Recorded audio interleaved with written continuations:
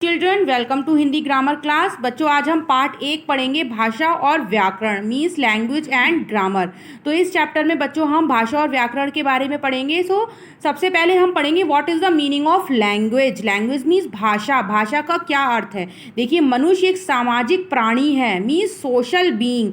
ठीक है, मनुष्य एक सामाजिक प्राणी है। उसे समाज में रहकर अपने कार्यों और उद्देश्यों को पूरा करने के लिए अपने विचारों व भावों को अन्य लोगों के सामने प्रकट करने की आवश्यकता होती है।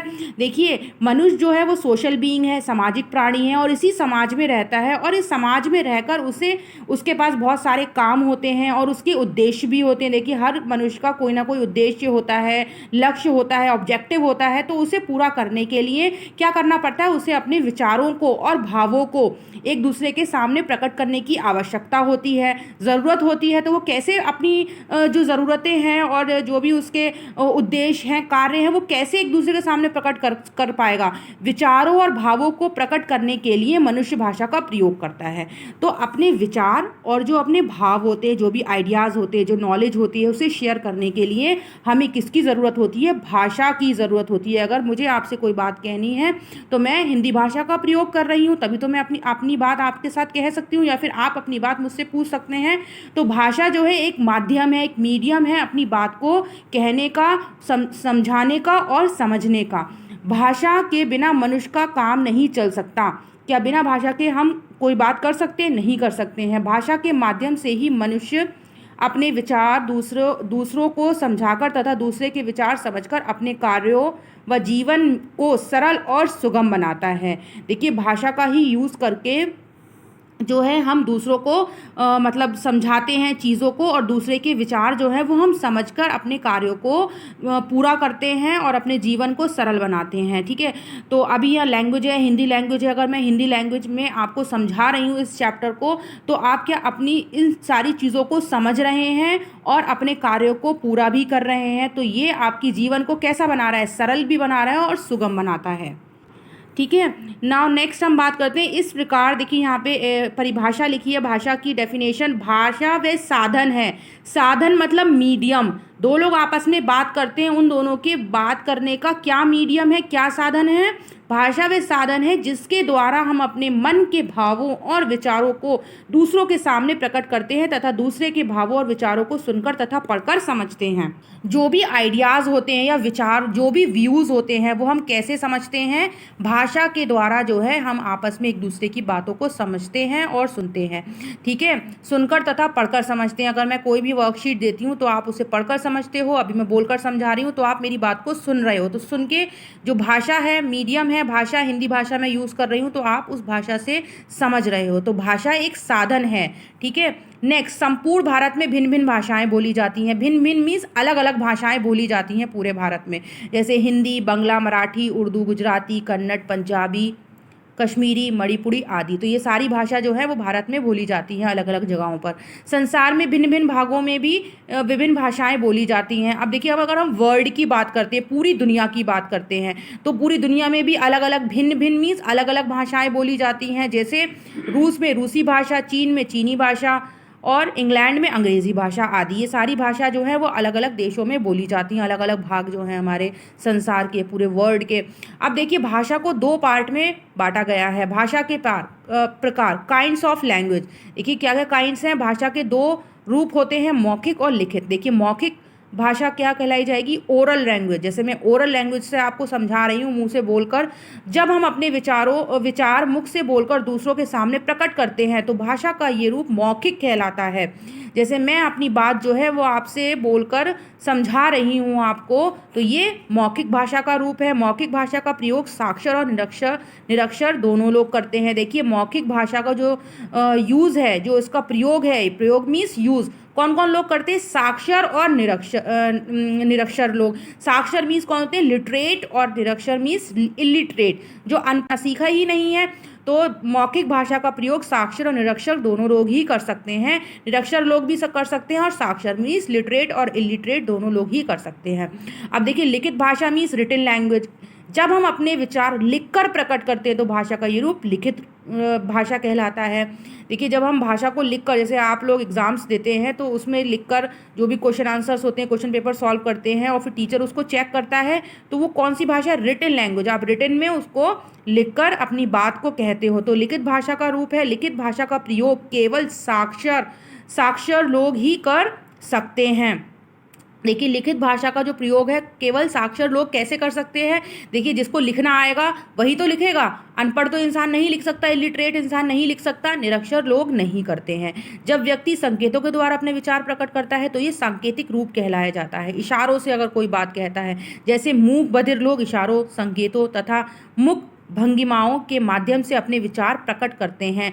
मूक बधिर जो गूंगे बहरे लोग होते हैं, मूक बधिर मीन्स गूंगे बहरे लोग जो इशारों से, संकेतों से अपनी बात को कहते हैं। मूक भंगिमाओं, जैसे वो मुख के अलग अलग शेप्स बनाते हैं, जैसे वो अपने मुख को अलग अलग तरीके से यूज़ करते हैं, माध्यम से अपने विचार प्रकट करते हैं। हम संकेतों को भाषा नहीं कहते हैं। देखिए, लेकिन ये संकेत के प्रकार में नहीं आता है, क्योंकि ज़रूरी नहीं है कि अगर कोई संकेत सामने वाला किसी को दे रहा है तो वो उसको वैसा ही समझे जो वो कहना चाहता है, इसलिए संकेतों को भाषा नहीं कहते हैं। अब देखिए, बोली की बात करते हैं। बोली मीन्स क्या होता है? डायलेक्ट। ठीक है, विभिन्न क्षेत्रों के निवासी एक ही भाषा को भिन्न भिन्न ढंग से बोलते हैं। देखिए, अलग अलग क्षेत्र के जो निवासी रहने वाले वहाँ के लोग हैं वो एक ही भाषा को भिन्न भिन्न अलग अलग ढंग से बोलेंगे। भाषा एक ही होगी लेकिन उसको अलग अलग ढंग से बोलेंगे, इसलिए विभिन्न क्षेत्रों में एक ही भाषा के भिन्न भिन्न रूप देखने को मिलते हैं। इसलिए आप देखेंगे अलग अलग क्षेत्रों में, अलग अलग एरियाज़ में देखेंगे कि एक ही भाषा को लोग भिन्न भिन्न तरीके से बोलते हैं, तो उसके भिन्न भिन्न रूप आपको दिखाई देंगे, अलग अलग रूप दिखाई देंगे। भाषा का ये क्षेत्रीय रूप बोली कहलाता है। मीन्स जो पर्टिकुलर किसी भी क्षेत्र में, किसी भी एरिया में जो भाषा बोली जाती है उसे बोली कहते हैं। भारत में हिंदी भाषा की अनेक बोलियां प्रचलित हैं। जैसे भारत में आप देखेंगे हिंदी भाषा की जो अनेक बोलियां हैं, जैसे ब्रज भाषा है, राजस्थानी है, मैथिली है, हरियाणवी है, अवधी, बुंदेलखंडी आदि। तो ये अलग अलग बोलियां हैं। अब देखिए, मैं आपको एग्जाम्पल के थ्रू समझाती हूँ यहाँ पे बोली का मतलब। जैसे हिंदी भाषा में अगर हमने बोला रंजन ये कौन जा रहा है, ठीक है, अगर हमने इसको हिंदी भाषा में बोला रंजन ये कौन जा रहा है, अब हम इसे हरियाणवी बोली में, देखिए इसी भाषा को भिन्न भिन्न तरीके से बोलने के उसको ही बोली कहा जाता है, अलग अलग तरीके से जो बोलते हैं लोग। तो देखिए, रंजन ये कौन जा रहा है हिंदी भाषा में, अब हम हरियाणवी बोली में इसे बोलेंगे तो कैसे बोलेंगे? क्षेत्रीय भाषा में बोलेंगे इसे, तो रंजन यो कौन जावे से। तो ये हरियाणवी बोली में हमने इसे, हरियाणवी डायलेक्ट में हमने इसको बोला है। अब देखिए, नेक्स्ट टॉपिक पे हम बात करते हैं लिपि। लिपि मीन्स क्या होता है? स्क्रिप्ट। स्क्रिप्ट क्या होता है? लिखने का तरीका, राइटिंग स्क्रिप्ट। अलग अलग देखिए, अलग अलग जो लैंग्वेजेस हैं उनको लिखने के अलग अलग स्क्रिप्ट होती है। अब देखिए, हम स्क्रिप्ट के बारे में पढ़ते हैं। भाषा को लिखित रूप में व्यक्त करने के लिए कुछ संकेतों, चिन्हों व ध्वनियों का प्रयोग किया जाता है। देखिए, अगर हम कोई भी भाषा लिखते हैं उसके कुछ संकेत होते हैं, कुछ चिन्ह होते हैं, साइन होते हैं और ध्वनियाँ होती हैं, आवाज़ें होती हैं। हमें उसको किस आवाज़ में उसको बोलना है तो अलग अलग प्रयोग किया जाता है, यूज़ किया जाता है संकेतों का, चिन्ह, ध्वनियों। हर भाषा की संकेत, चिन्ह और ध्वनियाँ अलग होती हैं। ठीक है, इन संकेतों, चिन्हों तथा ध्वनियों का समूह लिपि कहलाता है। इन सबका जो समूह है, जो ग्रुप है, इन सारी चीज़ों का, संकेतों का, चिन्हों का और ध्वनियों का जो समूह है, इसे हम लिपि कहते हैं। ठीक है, स्क्रिप्ट कहते हैं। प्रत्येक भाषा में भिन्न संकेतों, भिन्न मीन्स अलग, भिन्न मीन्स सबसे अलग, जो अलग अलग होते हैं। प्रत्येक भाषा में भिन्न संकेतों और चिन्हों का प्रयोग किया जाता है। अलग अलग भाषा में अलग अलग संकेत होते हैं, अलग अलग सिंबल्स होते हैं, उनका यूज़ किया जाता है। अर्थात भिन्न भिन्न भाषाएं भिन्न भिन्न लिपियों में लिखी जाती है। जैसे देखिए, हम यहाँ पर पढ़ लेंगे कि जो भाषाएं होती हैं वो अलग अलग लिपियों में लिखी जाती हैं। सबकी अलग अलग डायलेक्ट्स होते हैं। जैसे हिंदी भाषा जो है वो देवनागरी लिपि में लिखी जाती है। अंग्रेज़ी भाषा, यहाँ पे हिंदी, संस्कृत और नेपाली, ये तीनों जो है वो देवनागरी लिपि में लिखी जाती हैं। अंग्रेज़ी भाषा रोमन लिपि में लिखी जाती है। पंजाबी भाषा गुरमुखी लिपि में लिखी जाती है। संस्कृत भाषा भी देवनागरी में, उर्दू भाषा फारसी में लिखी जाती है। अगर हम नेपाली की बात करेंगे तो वो भी देवनागरी में लिखी जाती है। अब देखिए, देवनागरी लिपि जो है ये आ गया क, ख, ये सारी क, ख, ग, घ, र, ये सारी देवनागरी लिपि में आ जाते हैं। इनसे मिलकर जो है भाषा लिखते हैं हम। अंग्रेज़ी में भाषा में ए बी सी डी आ गया तो इसकी ध्वनि भी अलग निकलेगी, ए बी। ऐसा नहीं है ए की ध्वनि जो है वो का निकले, का की ध्वनि अलग निकलेगी, उसके जितने भी अल्फ़ाबेट्स हैं वो अलग हैं और इसके अल्फ़ाबेट्स अलग हैं। अब पंजाबी देखिए, ये पंजाबी जो भाषा है उसकी लिपि है, यहाँ पर ये देखिए सारे अक्षर बने हैं। संस्कृत भाषा में ज़्यादातर देवनागरी लिपि में लिखी जाती है तो हम इसी का यूज़ करते हैं, अ क ख। फिर फ़ारसी लिपि देखिए, अब ये फ़ारसी लिपि है। फ़ारसी लिपि जो है ये उर्दू भाषा जो है फ़ारसी लिपि में लिखी जाती है, तो ये आ गया अलिफ बे पे। ये सारा जो है इसकी ध्वनियाँ जो है, इसकी आवाज़ जो है वो अलग निकलेगी। अब लिपि बदल जाने से भाषा नहीं बदलती। देखिए, अगर किसी भी भाषा की लिपि अगर बदलती है तो भाषा वही रहेगी, अर्थात एक भाषा को किसी भी लिपि में लिखा जा सकता है। तो अगर मैंने आपका नाम है तो आपका नाम जो है वो किसी भी लिपि में लिखा जा सकता है। अगर आपका नाम सूरज है तो सूरज को हम इसमें देवनागरी लिपि में भी लिख सकते हैं, रोमन लिपि में भी लिख सकते हैं, गुरमुखी लिपि में भी लिख सकते हैं, देवनागरी में भी लिख सकते हैं, फारसी में भी लिख सकते हैं। ठीक है, तो भाषा नहीं बदलती, हम उसको लिपि में उसको चेंज कर सकते हैं। अब देखिए व्याकरण की बात करते हैं। व्याकरण मीन्स ग्रामर। सभी भाषाओं के अपने कुछ नियम होते हैं। देखिए जितनी भी भाषाएं बोली जाती हैं सबके अपने कुछ नियम होते हैं। किसी भाषा को बोलने, विशेष रूप से लिखने के लिए व्यक्ति को उस भाषा के नियमों का ध्यान रखना पड़ता है। अब देखिए कोई भी अगर आप भाषा सीखते हैं पहले उसको आपको नियम सिखाए जाते हैं। अब हिंदी भाषा सीखते हैं तो पहले आपको ग्रामर के नियम सिखाए जाएंगे, तभी तो आप भाषा पढ़ना सीखोगे। भाषा के नियमों का ठीक प्रयोग करके व्यक्ति शुद्ध बोलता है। शुद्ध मीन्स सही बोलता है। अगर उसे भाषा के नियमों का प्रयोग करना आएगा, जैसे मैं बोलूँगी मेरा नाम रोहित है, मेरा नाम सीता है, अगर भाषा का प्रयोग मुझे ठीक करना आएगा तभी मैं वाक्य को शुद्ध बोलूँगी। या फिर मैं ये बोलूँगी मेरी नाम सीता है, तो ये रॉन्ग इनकरेक्ट सेंटेंस हो गया। तो इसलिए अगर भाषा का प्रयोग हम कैसे करेंगे, जब तक हमें उसके नियम का ठीक तरीके से प्रयोग करना नहीं आएगा हम भाषा ना ही ठीक से बोल पाएंगे और ना ही ठीक से लिख पाएंगे। इसलिए हमें ग्रामर पढ़ने की, भाषा को सीखने के लिए पहले हमें उसके नियमों का पालन करना है, तभी हम शुद्ध और तथा शुद्ध पढ़ेंगे भी और शुद्ध लिखेंगे भी। भाषा के नियमों को ही उसका व्याकरण कहते हैं। देखिए भाषा का नियमों का जो सही तरीके से हम प्रयोग करते हैं उसे ही व्याकरण कहते हैं। व्याकरण वे विद्या है जिसके अध्ययन से हमें भाषा के शुद्ध रूप का ज्ञान होता है। ठीक है, भाषा वो विद्या है जिसके अध्ययन से, अध्ययन मीन्स क्या होता है, जिसको पढ़ने से, लर्न करने से हमें क्या पता चलता है कि भाषा का शुद्ध रूप का क्या ज्ञान है, क्या नॉलेज हमें उससे मिल रही, शुद्ध रूप भाषा का क्या है। अब देखिए व्याकरण के विभाग, यूनिट्स ऑफ ग्रामर। व्याकरण के क्या क्या विभाग हैं, वर्ण विचार, शब्द विचार, वाक्य विचार। वर्ण विचार फोनोलॉजी, शब्द विचार मॉर्फोलॉजी, वाक्य विचार सिंटैक्स।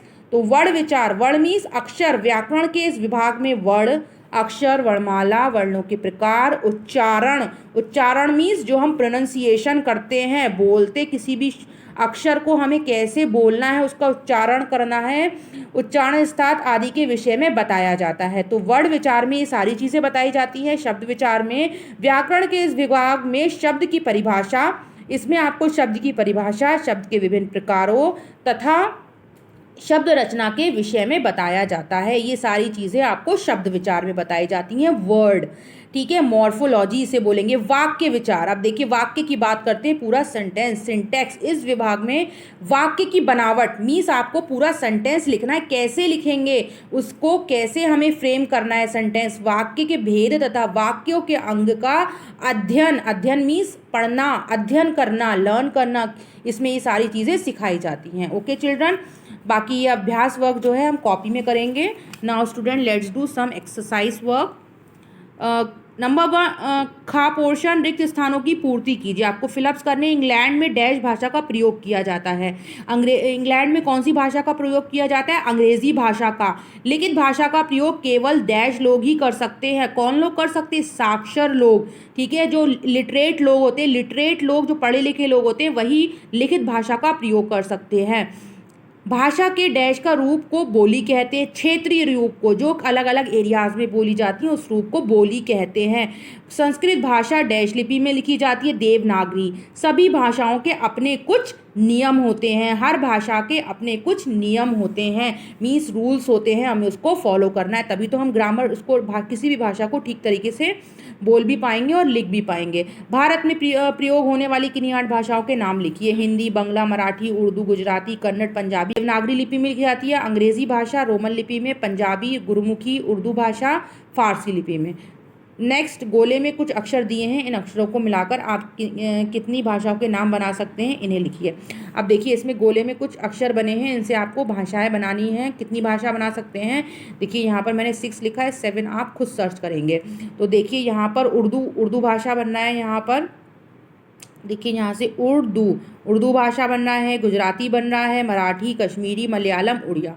ठीक है, तो ये 6 मैंने कर दिया है, 7th आप खुद करेंगे। Now student, do all this work in your Hindi grammar book only. Okay children, now student, this video is completed. Go through and revise it. I will give you the other work of this chapter.